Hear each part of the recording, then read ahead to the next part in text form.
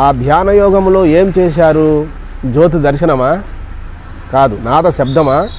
కాదు. దృశ్యాల? కాదు. ఇవన్నీ కూడా యోగానుభవాలు.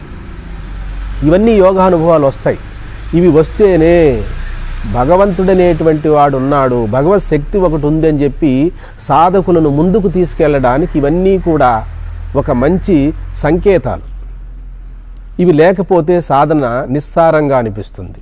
అయితే హఠయోగములో ధ్యానం వస్తుంది, లయయోగములో ధ్యానం వస్తుంది, మంత్రయోగములో ధ్యానం వస్తుంది. యోగపరమైన ధ్యానం వేరు, జ్ఞానపరమైన ధ్యానం వేరు. సదాశివ సమారంభాం శంకరాచార్య మధ్యమాం అస్మదాచార్య పర్యంతాం వందే గురు పరంపరాం.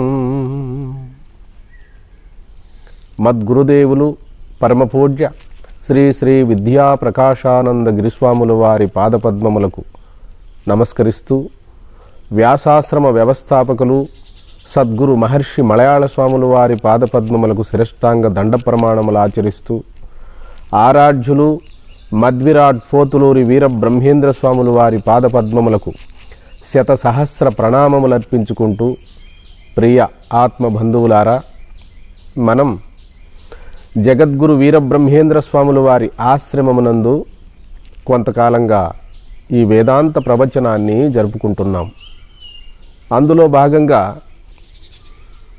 ఈరోజు ధ్యానయోగం, జగద్గురు శ్రీకృష్ణ పరమాత్మ భగవద్గీతలో ఆత్మ సంయమన యోగములో 6వ అధ్యాయములో ధ్యానయోగాన్ని చక్కగా స్పష్టంగా అందజేశారు. చూడండి, నాటి కాలము నుండి నేటి వరకు ఎక్కడైనా ఒక మహాపురుషుడు మనకు కనిపిస్తే వారు చిత్రపటముల్లో కానివ్వండి, శిలాప్రతిమల్లో కానివ్వండి, ధ్యానముద్రలో కూర్చున్నట్టుగానే మనకు దర్శనమిస్తారు. సనాతన కాలంలో అరణ్యాలలో ఋష్యాదులు కూడా పర్ణశాలలలో ధ్యానముద్రలోనే మనకు దృశ్యాలను, ఆ చిత్రపటాలను చూపిస్తూ ఉంటారు. ఏమిటి ధ్యానం? ధ్యానం అనగా జగద్గురు కృష్ణ పరమాత్మ భగవద్గీతలో స్పష్టంగా ఇచ్చినప్పటికీ అవి సాంస్క్రిట్లో ఉండడం వల్ల, సరైనటువంటి సద్గురువుల ద్వారా మనము వాటిని పదక్షేదన చేసుకోలేకపోవడం వల్ల తెలియకపోవచ్చు, పర్వాలేదు. అయితే ఈరోజు మన ప్రవచనములో ధ్యానయోగము, జ్ఞానయోగము, క్రియాయోగము, ఈ 3 అంశాలపైన ఆ జగద్గురు వీరబ్రహ్మేంద్ర స్వామి అనుగ్రహముతో మీ ముందు ఉంచుతున్నాము. మొదటగా ధ్యానయోగాన్ని గురించి మనకున్న పరిజ్ఞానములో ప్రవచనాన్ని జరుపుకుందాం. ప్రియ ఆత్మబంధువులారా, ధ్యానము అనేటువంటిది మనం ఇంతవరకు చెప్పుకున్నాం కదా, పరంపరా సాధనలలో ఆంతరంగిక సాధన ధ్యానయోగం.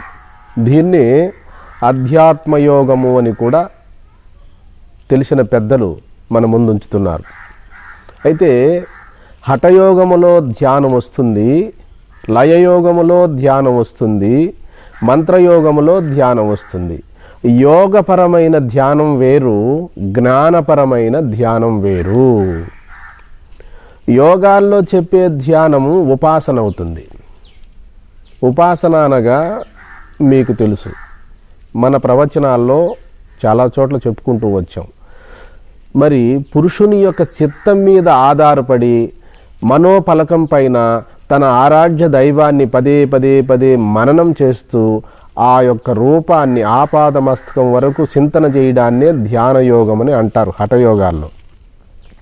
మంత్రయోగంలో కూడా ఏదో ఒక మంత్రాన్ని తీసుకొని తన యొక్క ఆరాధ్య దైవాన్ని తదేకముగా తన భ్రూమధ్యములో దర్శించడం జరుగుతుంది. లయయోగంలో కూడా ఇలాగే ఉంటుంది. అయితే ఈ ధ్యానయోగాలన్నీ కూడా ఉపాసన కిందకే వస్తాయి. అయితే శంకర భగవత్పాదులు తన భాష్యాల్లో కొన్ని చోట్ల సగుణోపాసన, నిర్గుణోపాసన. సగుణంగా బ్రహ్మాన్ని ఆరాధించండి. ఆ సగుణం అనేటువంటిది పరిపక్వత దశకు వస్తే, అంటే ఒక విగ్రహాన్ని కానీ, ఒక పటాన్ని కానీ, ఒక రూపాన్ని సగుణం అంటారు ఇక్కడ. అలా సగుణాన్ని ఆరాధించడం వల్ల సగుణం నిర్గుణానికి దారితీస్తుంది, సాకారమే నిరాకారం అవుతుంది. కాబట్టి సగుణ ధ్యానము, నిర్గుణ ధ్యానము, సగుణోపాసన, నిర్గుణోపాసన అంటే బ్రహ్మజ్ఞానాన్ని తెలుసుకునేటువంటి వాళ్ళకి స్పష్టంగా అందజేశారు. కొన్ని చోట్ల అదే మనకు ప్రస్థానత్రయ భాష్యంలో కానీ, శంకర భగవత్పాదులు వారి భాష్యాల్లో జ్ఞానాన్ని కూడా కొన్ని చోట్ల సందర్భానుసారముగా ఉపాసనే అనే శబ్దాన్ని వాడారు. బ్రహ్మసూత్రాల్లో కానీ మనం గుర్తించుకోవాలి. మరి మీరు అడగవచ్చు, సామాన్యంగా పల్లెల్లో జీవిస్తూ సహజీవనం చేసుకుంటూ ఉన్న మాకు బ్రహ్మసూత్రాలు, ఉపనిషత్తులు, భగవద్గీత అనే ఇంత గొప్ప సాంకేతిక పదాలు మాకు అర్థం కావు కదా స్వామి, మరి ఇన్ని గొప్ప విషయాలు మేము ఈ జన్మలో ఎట్లా తెలుసుకోలేం కదా అంటే, అందుకే మనం ఇంకా దగ్గరకు వస్తున్నాం. కాబట్టి ధ్యానయోగము, జ్ఞానయోగము, మంత్రయోగము, లయయోగము, హఠయోగము, ఈ యోగాలన్నీ కూడా మనం చెప్పుకున్నాం కదా. ఇవన్నీ కూడా ఉపాసనా రూపంగా, ఉపాసనగా పరిణతి చెందుతాయి. అయితే గడిచిన కాలంలో జగద్గురు శంకరాచార్యులు వారు ఏమని సెలవిస్తున్నారంటే, ఎవరైతే మనోమాలిన్యాన్ని తొలగించుకుంటారో ఉపాసనా రూపంగా, ధ్యానయోగపరంగా, మంత్రయోగపరంగా, పుణ్యకర్మలు ఆచరించడం ద్వారా ఎవరైతే ఈ ఉపాసనా బలాన్ని సంతరించుకుంటారో వారే నిర్గుణ ధ్యానానికి, నిర్గుణ జ్ఞానాన్ని విచారించడానికి సమర్థత ఏర్పడుతుంది అని శంకర భగవత్పాదులు తన భాష్యాల్లో స్పష్టంగా అందజేశారు.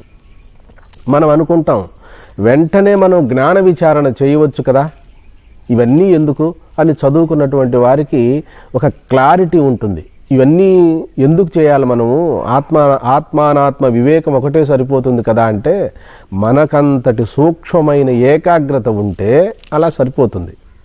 అలా ఒకేతురి శ్రవణ మాత్రేన జ్ఞానం కలిగినటువంటి వాళ్ళు కూడా మన భారతదేశంలో ఉన్నారు. శ్రవణం చేసేటప్పుడే, సద్గురువు ద్వారా శ్రవణం చేసేటప్పుడే మననం కూడా సూక్ష్మంగా జరిగిపోతుంది, నిధిధ్యాసన జరిగిపోతుంది, సాక్షాత్కారం కూడా జరిగిపోతుంది. అయితే ఎవరికి జరుగుతుందో మనం విచారణ చేసుకోవాలి, అందరికీ కాదు. ఉత్తమ, మధ్యమ, మందమాధికారులు అనేటువంటి 3 తరగతుల వారు ఉన్నారు. వారిలో ఉత్తమాధికారులకు మాత్రమే శ్రవణ మాత్రేన జ్ఞానం. అది బ్రహ్మసూత్రాల్లో మనకు వ్యాసుల వారే స్పష్టంగా చెప్పి ఉన్నారు. వాక్యార్థ విచారణ అధ్యవసాన నివృత్తా హి బ్రహ్మావగతి. కేవలము వాక్యార్థ విచారణ, మహావాక్య విచారణ వలనే బ్రహ్మజ్ఞానం కలుగుతుంది. ఎవరికి? ఉత్తమాధికారులకు. అయితే మనమంతా కూడా సామాన్యులు. గత జన్మలో జన్మాంతర సంస్కారాలు ఉన్నటువంటి వారికి, పరిపాకం వచ్చినటువంటి వారికి ఒకే తడవ గురువు దగ్గర మహావాక్య శ్రవణం చేస్తే చాలు, వారికి సూక్ష్మంగా మనన నిధిధ్యాసన సాక్షాత్కారాలు కూడా కలిగిపోతాయి. వారు సంశయ నివృత్తి ప్రాప్తిస్తుంది, వాళ్ళకు ఏ సంశయము ఉండదు ఇక వాళ్ళకు. అందుకని ధ్యానయోగం అనేటువంటిది ఇక మనం చెప్పుకున్నాం కదా, ఈ యోగాలన్నిటికంటే కూడా చాలా విలువైనటువంటిది ధ్యానయోగం. ఏ ధ్యానయోగము? జగద్గురు శ్రీకృష్ణ పరమాత్మ భగవద్గీతలో సశాస్త్రీయముగా చెప్పిన ధ్యానయోగమే శ్రేష్టమైనటువంటిది. అక్కడ ధ్యానయోగము అంటే ఏం చెప్పారు కృష్ణ పరమాత్మ అంటే? అధ్యాత్మయోగం. ఈ రోజు ఏకాంత ప్రదేశములో కూర్చొని ఒక కొండ గుహలో కానీ, మన గృహంలో ఏకాంత ప్రదేశమైన ఒక దేవతా మందిరములో కానీ మనం ప్రశాంతమైన హృదయముతో తెల్లవారి 4 గంటలకు కాలకృత్యములు తీర్చుకొని ఆసనం చెప్పాడు. ఆసనము అంటే దర్భాసనము, దానిపైన ధవళ వస్త్రము, తెల్లటి వస్త్రము చెప్పారు. కృష్ణాంజనము అని కూడా చెప్పారు కొన్ని చోట్ల. అంటే ఈనాటి కాలంలో మనకది దొరికేది కాదు. కృష్ణాంజనం అంటే జింక చర్మం, పవిత్రమైనటువంటి గోమయముతో కింద మనం కూర్చుండే ప్రదేశాన్ని బాగా అలికి శుభ్రముగా పిండి ముగ్గులు పెట్టుకొని చక్కగా ఆ అగరబత్తీలు వెలిగించి, నేతితో దీపాన్ని వెలిగించి, చక్కగా మెడ, తల, శరీరము చక్కగా శిలాప్రతిమ వలె పెట్టుకొని ముక్కు చివర్న చూడమన్నాడు. ప్రారంభంలో. ముక్కు చివరిని చూస్తే ఇక్కడ ఆంతర్యం ఏమి అంటే కళ్ళు నిటారుగా చూడడం వల్ల దృశ్యాలు కనపడతాయి. అందుకని మన మనసును దృశ్యం వైపు వెళ్లకుండా నాసికాగ్రమున నాసిక కొనపైన చూస్తూ ఉండగా కేవలము నెమ్మదిగా మనకు అంతర్దృష్టి ఏర్పడుతుంది. అంతర్దృష్టి ఏర్పడినప్పుడు స్వరూప జ్ఞానం కలిగేటందుకు మహనీయులు ఇందులో మనకు రహస్యాలను పొందుపరిచారు. ప్రియాత్మ బంధువులారా, ఇప్పుడు మనము ధ్యానయోగములో అలాంటి ధ్యానయోగము మనకు క్రియాయోగములో వస్తుంది. ఎందుకని? పరమాత్మ, కృష్ణ పరమాత్మ మనకు భగవద్గీతలో ప్రాణాయామాన్ని కూడా చెప్పారు. ఏమని మనం చాలా జాగ్రత్తగా గుర్తించాలి. ఇక్కడ మనము రోజు ధ్యానయోగాన్ని అభ్యాసం చేయడం వల్ల ఏమవుతుందంటే మన శరీరంలో ఉండే 72,000 నాడులు విశ్రాంతిని పొందుతాయి. మరి ఎప్పుడైతే మన ఆలోచన పరాన్ముఖముగా బహిర్గతంగా కాకుండా రోజు అభ్యాసం చేస్తామో సూక్ష్మంగా ప్రాణము అపానము ఏకమవుతాయి. ఎప్పుడైతే మనసు చాంచల్యం అనేటువంటిది తగ్గుతుందో వెంటనే మనకు ఈ అపానము ప్రాణము అనేటువంటివన్నీ కూడా మరి ఏకాగ్రతను పొందుతాయి. సూక్ష్మంగా తెలియకుండానే మన శరీరంలో జరిగేటువంటి పరిణామం కూడా మనకు స్పష్టంగా అర్థమవుతుంది. నాడీ వ్యవస్థ అంతా విశ్రాంతిని పొందుతుంది, మెదడు రిలాక్స్ అవుతుంది, గుండె కొట్టుకోవడం తక్కువ, బాగా విశ్రాంతిని పొందుతుంది, శ్వాసలు త్వరితగతిగా ఆడకుండా శ్వాసరహిత స్థితి ధ్యానయోగంలో కూడా వస్తుంది. అయితే ఎప్పుడు వస్తుంది ఇది అంటే ప్రారంభంలో రాదు. పవిత్రమైనటువంటి జీవన విధానాన్ని మనము ఆచరిస్తూ జీవిత లక్ష్యమైనటువంటి పరమాత్మతత్వాన్ని ఈ జన్మలోనే పొందాలనేటువంటి తీవ్రమైనటువంటి వైరాగ్యము, తీవ్రమైన పట్టుదల ఎవరికైతే ఉంటుందో వారికి కేవలం ఒక ధ్యాన యోగమే చాలు. ఇంత కన్ఫ్యూజన్ అవసరం లేదు, ఇన్ని యోగాలు అవసరం లేదు. ఎందుకని? పూర్వం అరణ్యాల్లో ఋష్యాదులంతా కూడా ధ్యానము ద్వారానే జ్ఞానాన్ని పొందగలిగారు. అయితే జ్ఞానము సాక్షాత్తు ఇండివిజువల్ అయినప్పటికీ, ధ్యానము పరాకాష్ఠ అయినప్పటికీ, జ్ఞానము ఆత్మవిచారణతో పొందగలిగారు రమణ మహర్షి, వివేకానంద, ఇటువంటి మహాత్ములు. గడిచిన కాలంలో స్వామి రామతీర్థ, ఇటువంటి వాళ్ళంతా కూడా ఏ యోగాలు అభ్యసించలేదు. వాళ్ళు కేవలము మెడిటేషన్ గమనిస్తూ ఉండడం సాక్షిగా మిగిలిపోయారు. స్వామి రామతీర్థ 33 ఏళ్లకే జీవితాన్ని ముగించుకొని కొన్ని వందల సంవత్సరాలకు సరిపడే జ్ఞాన భాండాగారాన్ని భారతదేశంలో ఉన్నటువంటి ప్రజలకు వారసత్వంగా ఇచ్చారు. మరి రెండో వివేకానంద స్వామి రామతీర్థ అంతటి గొప్పవారు. అయితే చిన్నతనంలోనే ఆయన కేవలం ధ్యానయోగం. ఏ ధ్యానయోగము? ఉపనిషత్తులు ప్రతిపాదించే ధ్యానయోగము. ఉపనిషత్తులు ఏం చెప్తున్నాయి? ధ్యానానికి ఒక చక్కటి నిర్వచనాన్ని ఇచ్చాయి. హఠయోగం కాకుండా, మంత్రయోగం కాకుండా, లయయోగం కాకుండా అధ్యాత్మయోగం అనేటువంటి గీతాచార్యుడు ప్రబోధ చేశాడు కదా, ఆ ధ్యానయోగాన్నే వాళ్ళు అభ్యసించారు. ఆ ధ్యానయోగంలో ఏం చేశారు? జ్యోతి దర్శనమా? కాదు. నాద శబ్దమా? కాదు. దృశ్యాల? కాదు. ఇవన్నీ కూడా యోగానుభవాలు. ఇవన్నీ యోగానుభవాలు వస్తాయి. ఇవి వస్తేనే భగవంతుడనేటువంటి వాడు ఉన్నాడు, భగవత్ శక్తి ఒకటి ఉందని చెప్పి సాధకులను ముందుకు తీసుకెళ్ళడానికి ఇవన్నీ కూడా ఒక మంచి సంకేతాలు. ఇవి లేకపోతే సాధన నిస్సారంగా అనిపిస్తుంది, నిస్సహాయ స్థితి కలుగుతుంది.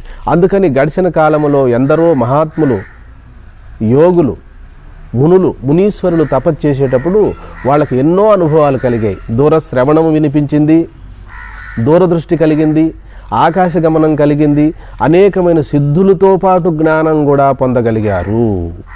ఈనాడు నవీనంగా మనం ఏదో ఎవరో చెప్పేటువంటి వాటిని విని సగము చేసి సగము చెయ్యక పూర్తిగా కార్యాచరణ చేసుకోలేకపోవడం వల్ల మనం ఫలితాన్ని కాస్త వెనకబడుతున్నాం, ఫలితాన్ని అందుకోలేకపోతున్నాం.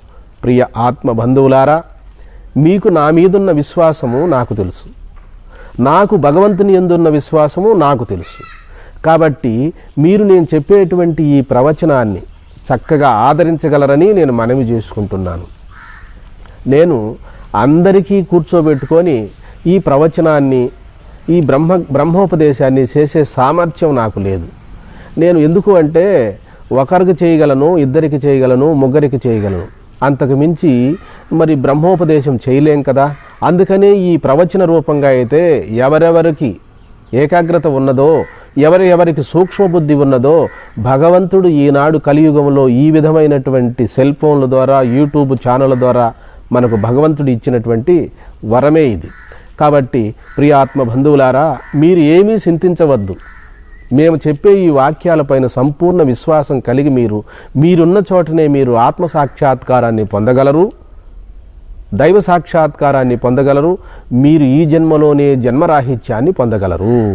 మీ పరిపరి విధములా పరిగెత్తే మనసును మీరు మీ ఇష్టదైవం పైన కానీ, మీ భ్రూమధ్యమునందు కానీ దృష్టిని ఏకాగ్రతపరచి ధ్యానయోగము చేసుకుంటే అది సూక్ష్మాతి సూక్ష్మంగా, మనసు సూక్ష్మమైనప్పుడు మనకు మేరుదండిలో, సుషుమ్నాలో ప్రాణశక్తి తనంతట తాను యోగాభ్యాసం చేసేటువంటి వారికి ఏ విధముగా పరిణతి చెంది సహస్రారము చేరుతుందో, ధ్యానయోగము చేసేటువంటి వారికి ఆసన సిద్ధి కలిగిన తర్వాత ఈ బహిర్గతంగా నడిచేటువంటి ఎడా, పింగళ, సుషుమ్న అనేటువంటి నాడులు, ఎడ అనగా ఎడమ ముక్కు, పింగళ అనగా కుడి ముక్కు, సుషుమ్న అనగా మధ్యనాళం, మన ప్రయాసంతా కూడా యోగ మార్గములో ఉండేటువంటి చిట్ట చివరి నిష్కర్ష ఏమిటి అంటే ఆ సుషుమ్నాలో ఈ ప్రాణశక్తి పైకి వెళ్ళాలి. పైకి అంటే మరి భ్రూమధ్యం వరకు వెళ్ళాలి. ఆ భ్రూమధ్యం వరకు వెళ్ళడం కొరకే నామజపము చెప్పారు, ప్రార్థనలు చెప్పారు, ధ్యానయోగము చెప్పారు, హఠయోగము చెప్పారు. మరి మీరు అడగవచ్చు, స్వామి ఆ ప్రాణశక్తి వెనక సుషుమ్నాలో వెళితేనే నా జ్ఞానం అంటే కాదు. అది సూక్ష్మమైనటువంటి పూర్వజన్మములో చేసుకున్నటువంటి పుణ్య పరిపాకము లేనటువంటి ఏకాగ్రత బుద్ధి లేనటువంటి వరకు ఏకాగ్రతను కలిగించేటందుకు మన శరీర భాగములో, మన శరీర నిర్మాణములో అద్భుతమైనటువంటి ప్రక్రియ, అద్భుతమైనటువంటి స్థానాలు షట్చక్రాలు. ఆ షట్చక్రాల ద్వారా అద్వితీయమైనటువంటి ఆత్మజ్ఞానాన్ని పొందేటందుకు సాధనములు మాత్రమే కానీ వేరొక సాధ్య వస్తువు కాదు. సాధ్య వస్తువు తన యొక్క యథార్థమైన స్వరూపమే. ఆ స్వరూపము సాధకులకు మొట్టమొదటనే ఆరంభములో ఉండదు కనుక ఒక వయసు వచ్చిన తర్వాత మానవుడు స్వేచ్ఛగా నడవలేడు. అందుకని ఒక చెయ్యూతనిస్తారు ఎవరైనా నడిచేటప్పుడు. అలాగే ఒక ఊతకర్రను చేతికిస్తారు. ఆ ఊతకర్ర సహాయము చేత ఎట్లయితే మానవుడు చక్కగా నడవగలడో అదే విధముగా మనకంత పరిజ్ఞానము, సూక్ష్మమైన ఏకాగ్రత, సూక్ష్మమైన బుద్ధి లేనప్పుడు ఈ యోగాల ద్వారా, ఈ మంత్ర జపము ద్వారా, పూజల ద్వారా వీటి వల్ల మన మనస్సు సూక్ష్మమై మనోబుద్ధి చిత్త అహంకారాలు పవిత్రతను సంతరించుకున్న తర్వాత ఒక షట్చక్రమేంది బ్రహ్మమే తాను అయిపోతాడు. షట్చక్రములు అనేది ఆ బ్రహ్మమునకు బయట ఉన్నటువంటివే, అంటే దృశ్యాలే షట్చక్రాలు కూడా. శరీరము కూడా దృశ్యమే. ఒక శరీరం ఏమిటి, కనిపిస్తున్న ఈ ప్రపంచమంతా కూడా మనకు దృశ్యమే. మనము దృక్కు స్వరూపులం. కాబట్టి మీరు చింతవలదు, మీరున్న చోటనే మీరుంటూ ధ్యానయోగం చేసుకోండి. ఆ ధ్యానయోగం ఎలా ఉండాలి? ఏకాగ్రతతో అన్ని ఇంద్రియాలు పడిపోగా, ఉచ్ఛ్వాస నిశ్వాసాలు కూడా ఆగిపోగా మీ యొక్క స్వరూపం మాత్రమే ఎరుకలో ఉంటుంది. కేవలము స్ఫురణ, అవేర్నెస్, కేవలము ప్రజ్ఞ మాత్రమే మిగిలింటుంది. ఆ ప్రజ్ఞ యొక్క సాన్నిధ్యమునందునే, ఆ ప్రజ్ఞ యొక్క సహచర్యమునందునే ఈ దశేంద్రియములన్నీ కూడా సంతరించుకొని వాటి పనులు నిర్వర్తిస్తున్నవి. కాబట్టి కార్యకరణ సంఘాతములు అంటారు. కార్యము అనగా శరీరము, కరణములనగా ఇంద్రియములు, ఇవన్నీ కలిసి ఉన్నటువంటిది సంఘాతం. అంటే శరీరమునకు ఒక పేరుది. ప్రియాత్మ బంధువులారా, మీరు హాయిగా ప్రేమతో విశ్వాసముతో ఈ జన్మలోనే మనము బ్రహ్మ సాక్షాత్కారాన్ని మన యొక్క స్వరూపముగా దర్శించగలం. ఆ బ్రహ్మమనగా ఏదో కాదు, పిపీలకము నుండి బ్రహ్మ పర్యాంతము ఉన్నటువంటి మన యొక్క జీవుడు అంటున్నామే, ఆ జీవుడే విచారిస్తే మనకు పరిపక్వత కలిగినప్పుడు దర్శనమయ్యేది మన యొక్క స్వరూపమే బ్రహ్మము. ఆ పరమాత్మయే అన్ని జీవుల్లోనూ విరాజమానమై తెలివి రూపముగా, బుద్ధి రూపముగా, జీవరూపముగా ప్రకాశిస్తున్నాడు. ఇదే సత్యము. ఈ సత్యాన్ని మన భారతదేశంలో ఎందరో మహాత్ములు కొనియాడారు. ఎందరో మహాత్ములు మన దేశానికి సందేశం ఇచ్చారు. మనము మరి వీటిని సూక్ష్మమైనటువంటి బుద్ధితో గ్రహించి ఆహారాన్ని సమన్వయము చేసుకోవాలి. సూక్ష్మబుద్ధి ఏర్పడాలంటే, పవిత్రమైన మనసు సంతరించుకోవాలంటే ఆహారంలో మార్పు తీసుకురావాలి. ఉప్పు, పులుపు, కారము అనేటువంటి సమపాళ్లలో తీసుకోవాలి. వాటిని ఎక్కువ తీసుకున్నా కూడా రజోగుణం వస్తుంది. తక్కువ తీసుకుంటే ధ్యానము చేయలేము. కాబట్టి ప్రియాత్మ బంధువులారా, క్రియాయోగమునకు ధ్యానమునకు దగ్గర సంబంధం ఉంది. అందుకనే మన అందరికీ కూడా అంతటి మేధస్సు, అంతటి శక్తి ఉండదు గనుక ఆత్మానాత్మ వివేకము, ఆత్మ విచారణ జ్ఞానమునకు అత్యంత సహితం. ఆ స్థితి మనకు లేనప్పుడు ఇక యోగమే, ధ్యానమే శరణ్యము. ఇవి పరంపరా సాధనలు. పరంపరా సాధనలు అంటే ఎక్కడి నుండి స్టార్ట్ అవుతాయంటే తీర్థయాత్ర దగ్గర నుండి స్టార్ట్ అవుతాయి, సత్కర్మల నుండి స్టార్ట్ అవుతాయి, పుణ్యకర్మల నుండి ప్రారంభమవుతాయి. ఈ పుణ్యకర్మలు అన్నీ కూడా నిష్కామంగా చేసుకోమని గీతాచార్యుడు భగవద్గీతలో సెలవిచ్చారు. నేను మీకు వేరుగా చెప్పనవసరం లేదు. కాబట్టి ఈ పుణ్య సంస్కారాలన్నీ ఘనీభవించినప్పుడు ఆత్మానాత్మ వివేకం అనేటువంటిది మనకు జనిస్తుంది. మన మనసు పవిత్రతను సంతరించుకుంటుంది. ఎప్పుడైతే మనోభావన పవిత్ర అవుతుందో బ్రహ్మ భావనయే మోక్షము. కాబట్టి జీవన్ముక్తి ఎలా ఉంటుంది అని మీరు అడిగినట్లయితే, గురుదేవులు శంకరాచార్యులు వారు మానవ జాతి యొక్క మనుగడ కొరకు మానవుడు మొట్టమొదటగా ఆచరించవలసినటువంటి మొదటి సోపానాన్ని మనకు అందజేశాడు. సత్సంగత్వే నిస్సంగత్వం, నిస్సంగత్వే నిర్మోహత్వం, నిర్మోహత్వే నిశ్చలతత్వం, నిశ్చలతత్వే జీవన్ముక్తి. ఆ జీవన్ముక్తి ఎలా ఉంటుందంటే నిశ్చలమైనటువంటి స్వరూపం గలది, నిశ్చలమైన ఏకాగ్రత కలదే జీవన్ముక్తి అని చెప్పి శంకరాచార్యులు వారు చదివించారు. ఈనాటి కాలంలో ఎన్నో పుస్తకాల్లో, టీవీ ఛానల్లో, యూట్యూబ్ ఛానల్లో అద్భుతంగా మనమందరము గ్రహిస్తున్నాము. కానీ అంతరార్థాన్ని గుర్తించలేకపోతున్నాము. అంతరార్థాన్ని గుర్తించేటువంటి మహానుభావులు, అంతరార్థాన్ని గ్రహించేటువంటి సూక్ష్మగ్రాహులు కూడా లేకపోలేదు. కాబట్టి ధ్యానయోగాన్ని మనము ధ్యానయోగములో ఇప్పుడు ఏమి గుర్తిస్తున్నాము అంటే, అన్ని ఇంద్రియాలు పడిపోగా వాటి నిశ్చలావస్థ పొందినప్పుడు మన స్వరూపం మాత్రము పడిపోదు. అది సాక్షి కదా. తన యందు నడుస్తున్నటువంటి ప్రాణ ఉచ్ఛ్వాస నిశ్వాసలైతేనేమి, ఆలోచనల పరంపర అయితేనేమి, ఇవన్నీ కూడా ఆగినప్పటికీ తాను మాత్రం ప్రశాంత హృదయముతో నేనున్నాను అనేటువంటి కేవలము సత్తా స్ఫూర్తి ఉనికి మాత్రం పడిపోదు. అదే సద్వస్తువు, అదే సర్వవ్యాపకము, అదే పూర్ణానుభవము. ఆ పూర్ణానుభవం అనేది అన్ని అనుభవాలకు సాక్షి. ఆ పూర్ణానుభవమే ఎప్పుడు నేనున్నాను అనేటువంటి ఎరుక. బ్రహ్మానుభవం అనగా ఏమిటి అంటే ఉండడము, ఉన్నట్టు తెలియబడుతూ ఉండడము, నేనున్నాననేటువంటి స్పృహ. దాన్నే స్ఫురణ. కేవలము నాది అంటే అహంకారం అవుతుంది. నేను అనేటువంటి పూర్ణాహంకారమే బ్రహ్మము. అహం బ్రహ్మస్మి, అయమాత్మా బ్రహ్మ, ప్రజ్ఞానం బ్రహ్మ అనేటువంటి వేదవాక్యం. మీరు అంటున్నారు, స్వామి నేననేటువంటిది జీవ అహంకారము కదా అని మీరు అడగవచ్చు. ఎప్పుడంటే అది శరీరముతో కలుపుకొని అంటే జీవ అహంకారమే. అది శరీరం కాకుండా కేవలము స్పృహ, నేననేటువంటి కేవలం ఉనికి మాత్రమే బ్రహ్మము. అయితే నేననేటువంటిది ఎక్కడైనా వేదాంత శాస్త్రాల్లో బ్రహ్మమని చెప్పిందా అంటే ఎందుకు చెప్పలేదు? శృతులను అనుసరించి వచ్చిన ఉపనిషత్తుల్లో అహం బ్రహ్మస్మి అని అద్భుతముగా స్పష్టంగా మనకు అందజేశారు. అహం అంటే నేను అని, ఆ నేనే బ్రహ్మమని. ఏ నేనా నేను శరీరమునకు కూడా సాక్షిగా ఉన్నది. ఈ శరీరము నా కరచరణ అవయవములని ఏ నేనకు తెలియబడతా ఉందో ఆ నేను బ్రహ్మమని. ఆ బ్రహ్మమును తెలిసేటందుకే, ఆ బ్రహ్మము నేనేనని గుర్తించడం కొరకే వచ్చాయి యోగాలు, జపాలు, తపస్సు, పూజలు, వ్రతాలు. ఇవన్నీ కూడా ఇవన్నీ మానవ జాతి యొక్క సంస్కరణం కొరకే ఏర్పడ్డాయి. మనవలను బంధ విముక్తులుగా చేయడం కొరకే వచ్చాయి పుణ్యకర్మలన్నీ కూడా. కాబట్టి మనకు ఇటువంటి మహద్భాగ్యం మనకు కలిగింది. ఈ మహద్భాగ్యం కలిగినందుకు ఏమిటి మహద్భాగ్యం అంటే మానవ జన్మ రావడమే మహద్భాగ్యం.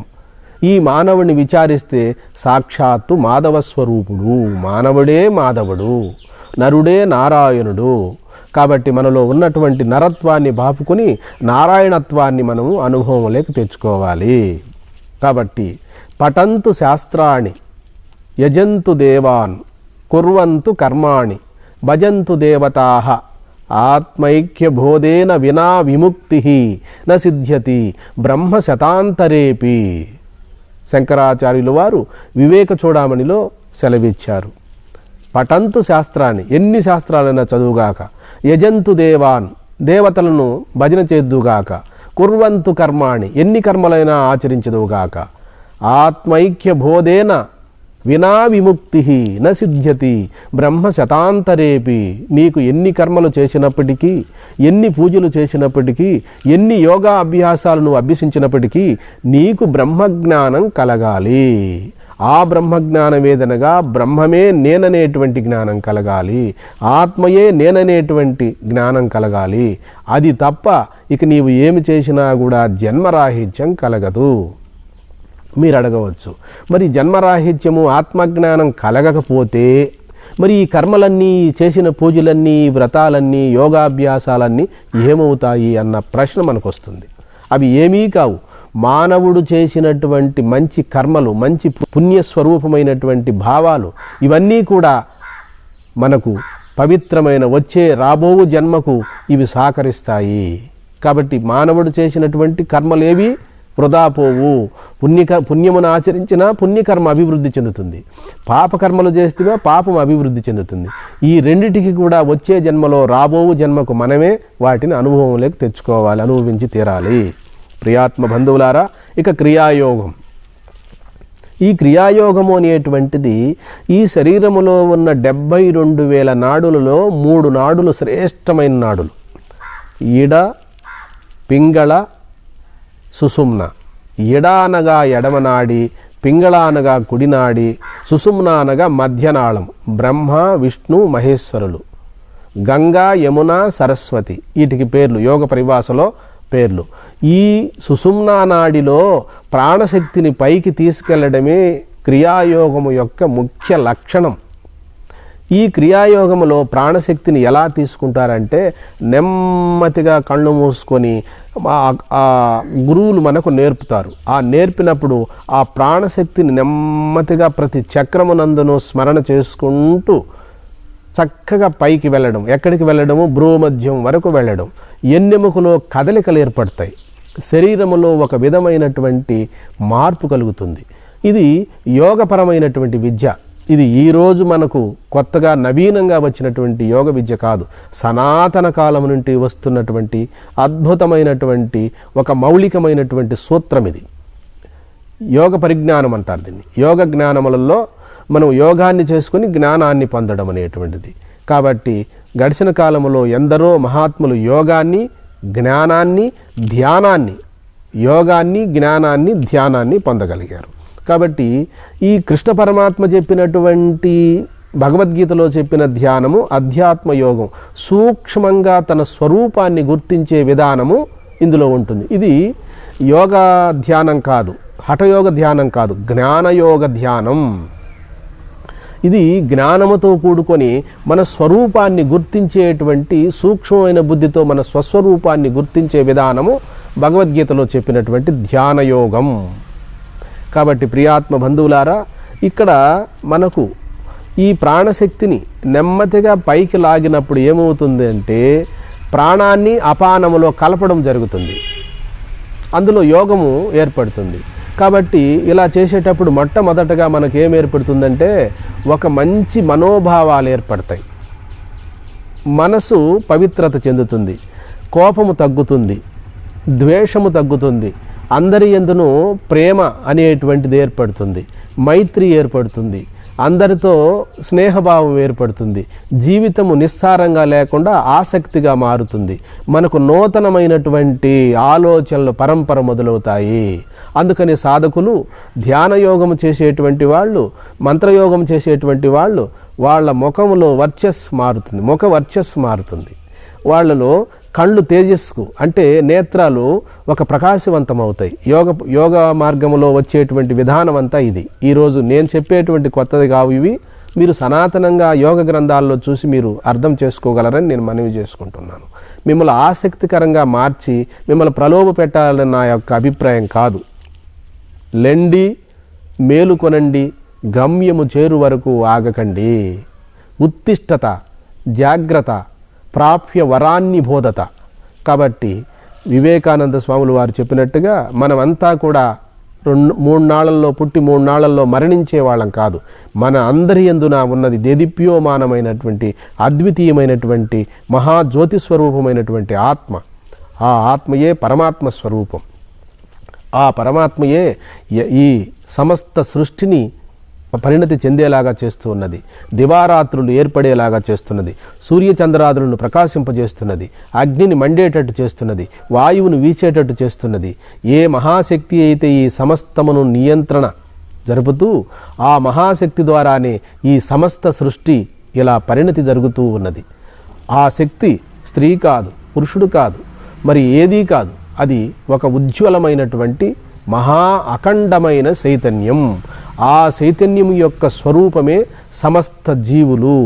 ఆ జీవులు ఎవరో కాదు, విచారిస్తే సాక్షాత్తు పరమాత్మ స్వరూపం. కాబట్టి ప్రియాత్మ స్వరూపులారా, ఇప్పుడు క్రియాయోగంలో మనము చేసిన తర్వాత 36 క్రియలు చెప్తారు, లేదా 12 చెప్తారు. ఈ 12 క్రియలు చేసిన తర్వాత మానవుడు సహజంగా ధ్యానం చేసేటప్పుడు కొంత నియంత్రణ అవసరం అవుతుంది. మనసును దృశ్యం పైకి పోతున్నప్పుడు వాటిని దృశ్యము నుండి వెనక్కు తిప్పుకురావడము, శబ్దాలు వినపడతా ఉంటాయి. ఈ శబ్దాలు వినకుండా ఉండడము ఇది మానవ ప్రయత్నంతో ఉంటుంది. అయితే క్రియాయోగములు అలా కాదండి. క్రియాయోగంలో ఎలా ఉంటుందంటే ఈ అన్నీ వినడానికి, మనసు చాంచల్యంగా ఉండడానికి మనసు కదా, ప్రాణవాయువు కదా, ఈ ప్రాణవాయువును మనసును అదుపులో ఉంచుతుంది క్రియాయోగం. అందుకనే క్రియాయోగం అంత గొప్ప ప్రాధాన్యత ఎందుకు వహిస్తుంది అంటే, సరాసరి మనసును అదుపు చేయలేం కనుక ఒక ప్రక్రియ ద్వారా ఏనుగును ఎలాగైతే మానవుడు ఒకే తూరి వశం చేసుకోకుండా మావిటివాడు ఏనుగును ఎలా తన వశంలో ఉంచుకుంటాడో, అలాగే మదించినటువంటి ఈ మనసును యోగం అనేటువంటి అంకుశము ద్వారా, యోగం అనేటువంటి టెక్నిక్ ద్వారా మనసును అదుపు చేసుకున్నప్పుడు ఈ ఉచ్ఛ్వాస నిశ్వాసలు తనంతట తానుగా ఆగిపోవును. తనంతట తానుగా ఆగినప్పుడు, ఉచ్ఛ్వాస నిశ్వాసలు ఆగినప్పుడు మనసు కూడా ఆగిపోవును. మనసు ఎప్పుడైతే ఏకాగ్రత పొందునో ఇక ఉచ్ఛ్వాస నిశ్వాసలు శ్వాసరహిత స్థితి ఏర్పడుతుంది. హాయిగా ప్రశాంతమైన సవికల్ప సమాధి ఏర్పడుతుంది. ఎప్పుడు సవికల్ప సమాధి మనకు బాగా పరిపక్వత చెందుతూ ఉన్నదో, మనం క్రియాయోగము ధ్యానయోగము చేస్తూ ఉన్నామో నిర్వికల్ప సమాధి కూడా కలుగుతుంది. సవికల్పము అనగా సంకల్ప వికల్పాలు, ఒక్క సంకల్పం ఉంటుంది, నేనున్నాను అనేటువంటి ఆలోచన ఉంటుంది సవికల్పములో. నిర్వికల్పములో నేనున్నాను అనేటువంటి ఆలోచన కూడా లేకుండా కేవలము ప్రజ్ఞ మాత్రమై మిగిలిపోతుంది. అది సవికల్పమునకు నిర్వికల్పమునకు తేడా. కాబట్టి ఇది యోగ మార్గములో మనోబుద్ధి చిత్త అహంకారాలను పవిత్రమనర్చుకొని ఆ స్వస్వరూప సాక్షాత్కారం కొరకు ఈ క్రియాయోగము అనేటువంటిది చాలా ఉన్నతమైన ఫలితాన్ని మనకు కలిగిస్తుంది. అందుకని ఈ క్రియాయోగము ఎక్కడ బాహ్య సాధన కాదు, ఇది అంతర్ముఖ ప్రాణాయామం. దీని పేరు అంతర్ముఖ ప్రాణాయామం. అంతర్ముఖ ప్రాణాయామం అంటే మేరుదండిలోనే ప్రయాణం జరుగుతుంది. క్రియ తీసుకున్నప్పుడు దగ్గర నుండి ఉచ్ఛ్వాస నిశ్వాసలతోటే మనం లోపల గాలితోటే ప్రయాణం. ఆ ఉచ్ఛ్వాస నిశ్వాసలతో చక్కగా చేసేటువంటి అంతర్ముఖ ప్రాణాయామం సుఖమయ ప్రాణాయామం. అందుకని ఈ రోజుల్లో ఎంతో టెక్నాలజీ పెరిగినది, మానవుడికి ఎంతో మేధస్సు కలిగినది. అయితే ఈ రోజుల్లో క్రియాయోగం కూడా ఎన్నో రోజులు పట్టదు, ఒక వారం రోజుల్లో తెలుసుకోవచ్చు గురువు యొక్క దగ్గర.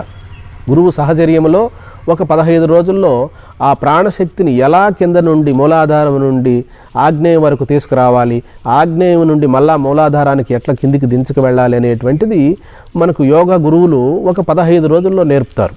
ఈ 15 రోజుల్లో నేర్పిన తర్వాత మనం ఇంక మన పనులు మనం చేసుకుంటూ, దీనికి ఏ విధమైనటువంటి కష్టతరమైన సాధనలు లేవు, పెద్ద నియమ నిబంధనలు లేవు. ప్రతిరోజు ఎడతెరిపి లేకుండా, గ్యాప్ లేకుండా ప్రతిరోజు ఈ క్రియను ఆచరిస్తేనే ఫలితం, లేదంటే ఫలితము చాలా కష్టమవుతుంది. అందుకనే పతంజలి మహర్షి మనకు ఆ యొక్క పతంజలి యోగ సూత్రాల్లో ఒక విషయాన్ని చెప్పాడు. సతు దీర్ఘకాల నైరంతర్యం సత్కారాసేవితో దృఢభూమి. నీవు దీర్ఘకాలము ఈ ప్రాణాయామం అనేటువంటి క్రియాయోగం ఆచరిస్తేనే సతు దీర్ఘకాల నైరంతర్యం సత్కారాసేవితో దృఢభూమి. నీవు దీర్ఘకాలం ఈ ప్రాణాయామం అనే క్రియాయోగం ఆచరిస్తేనే నీకు ఫలితం వస్తుంది. 2 రోజులు చేసి నాకు ఫలితం కనిపించలేదని ఆపితే రాదు. అలాగే ధ్యానయోగం కానివ్వండి, జపయోగం కానివ్వండి, ఏవైనా కానివ్వండి, కొద్ది రోజులకే వెంటనే ఫలితం కనిపించదు. మనకు ఓర్పుతో శ్రమ కోర్చి ఈ సాధన చేసినప్పుడు మాత్రమే ఫలితం మనకు ప్రాప్తిస్తుంది. ప్రియాత్మ బంధువులారా, మీరు ప్రశాంత హృదయముతో పవిత్రమైన జీవనాన్ని గడుపుకుంటూ మీరు వ్యవసాయమే చేస్తున్నారో, మరి లేదా ఏదైనా ఉద్యోగం చేసుకుంటున్నారో, వ్యాపారం చేసుకుంటున్నారో, ఇవి కాదు. ఇవి మన జీవన ఉపాధి, జీవన విధానం. ఇదంతా మన జీవన విధానము ఆధ్యాత్మికానికి ఎప్పుడూ అడ్డురాదు. మీరు గృహస్థులుగా ఉన్నా, బ్రహ్మచారులుగా ఉన్నా, సన్యాసులుగా ఉన్నా, ఇవంతా శరీరానికి సంబంధించినవే. కానీ లోపల అంతర్యామి స్వరూపమైనటువంటి పరబ్రహ్మ స్వరూపమునకు గృహస్థుడని కానీ, బ్రహ్మచారిని కానీ, సన్యాసులని కానీ లేదు. అందరూ కూడా సన్యాసులుగా ఉన్నటువంటి వాళ్ళు కూడా బ్రహ్మజ్ఞానమే తెలుసుకోవాలి. గృహస్థులుగా ఉండినా కూడా బ్రహ్మజ్ఞానమే మనం చిట్ట చివరి గమ్యం. అలాగే మరి ఎవరైనా కూడా పర్వాలేదు, ఆత్మజ్ఞానం కలిగేటందుకే ఈ వ్రత నియమాలన్నీ ఏర్పాటు చేశారు. ఏ విధంగానైతేనేమి మనకు ఆత్మజ్ఞానం కలిగి తీరాలి. ఆ ఆత్మజ్ఞానం కలిగేటందుకు ఇప్పటి కాలంలో మనకు క్రియాయోగము శ్రేష్టమైన యోగము. అది త్వరితగతిని మనకు జ్ఞానాన్ని కలిగిస్తుంది. 3 ఏళ్లలో కానీ 6 ఏళ్లలో కానీ మనం ఆశించిన ఫలితం గ్యాప్ లేకుండా, ఎడబాటు లేకుండా చేయగలిగినట్లయితే అది కూడా మంచి క్రియావంతుడైనటువంటి లాహిరి మహాశైల సాంప్రదాయంలో కానివ్వండి, యుక్తేశ్వరగిరి పరమహంస యోగానంద స్వామీజీ వాళ్ళ పరంపరలో కానివ్వండి, ఇలా మనకు ఇన్ని పరంపరలు ఉన్నాయంటే ఒకే పరంపర 2-3 భాగాలుగా విడిపోయింది. అందుకని మీరు హరిహరానందుల వారని వైజాగ్లో ఒక ఆయన ఉన్నారు. వారు కూడా అద్భుతమైనటువంటి పరమహంస యోగానంద స్వాములు వారి దగ్గర దీక్ష తీసుకున్నారు. ఆ పరమహంస యోగానంద స్వాములు వారి దగ్గర హరిహరానంద స్వామి వారు చిన్న వయసులో కలిచారట. నాకు క్రియాయోగ దీక్షను ఇస్తారా గురువుగారు అంటే, నీవు ఎంతవరకు పరిశ్రమ చేయగలవని అడిగాడట. ఆ జన్మాంతరము నేను క్రియాయోగం చేసి ప్రజలకు ఈ జ్ఞానాన్ని ప్రబోధ చేస్తానన్నట. అయితే ఈ క్షణమే నీకు నేను క్రియాయోగం ఇస్తున్నాను అని చెప్పి క్రియాయోగం ఇచ్చారట. అప్పుడు ఈ హరిహరానంద స్వాముల వారు కొంచెం నిజమేనా, ఇది అవునా కాదా అని చెప్పి పరమహంస యోగానంద స్వామిని, మీరు సమాధి అవస్థను చూడాలి, నేను ఈ క్రియాయోగంలో మీ ద్వారా సమాధి అవస్థను చూడాలంటే అర్ధగంటలో పరమహంస యోగానంద స్వామీజీ ఆయన ఒక 10 క్రియలు చేసి ఆ యొక్క నిర్వికల్ప అవస్థలోకి వెళ్ళి గంట తర్వాత అప్పుడు ఈ శరీరము శ్రేష్టారహితమై శ్వాస కొట్టుకోవడము, గుండె కొట్టుకోవడం ఆగిపోతే అప్పుడు ఆశ్చర్యం పొందాడట హరిహరానంద స్వాముల వారు.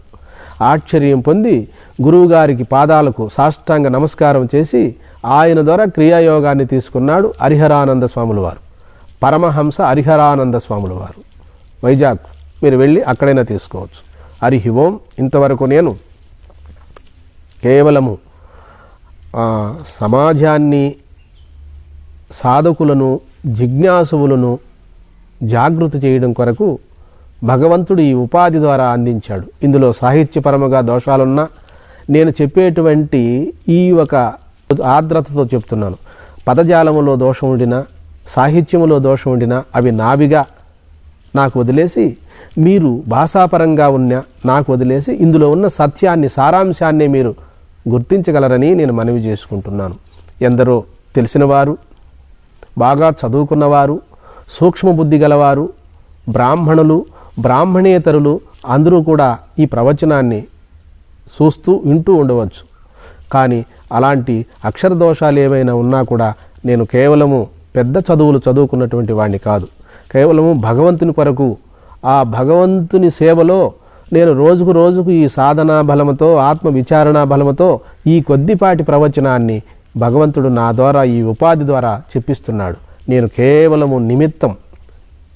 మరి మీరంతా కూడా సహృదయులై మేము చెప్పేటువంటి ఈ వాక్యాలను గురూపదేశంగా ఆ భగవంతుడే చెప్తున్నాడనేటువంటి ఆ భగవంతుని ద్వారా వస్తున్నాయని విశ్వాసముతో మీరున్న చోటనే మీరు చక్కగా ధ్యానము కానివ్వండి, నామజపము కానివ్వండి, యోగము కానివ్వండి చేసుకోండి. పవిత్ర జీవనం గడపండి.